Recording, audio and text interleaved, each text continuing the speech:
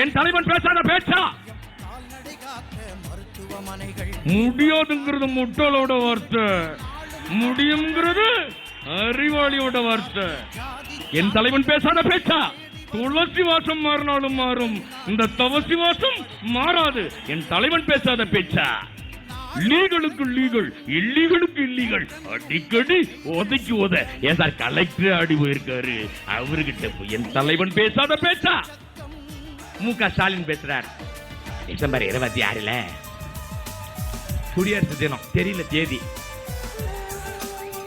Duraimurugan கோணமாய Duraimurugan October 26 இல்லடா பாவி துரைமுருகன் பின்னாடி. நவம்பர் 26 ஐயோ ஜனவரி 26 சொல்லி தொலை. ஜனவரி 26 என்று சொல்லி பார்த்து கூட சொல்ல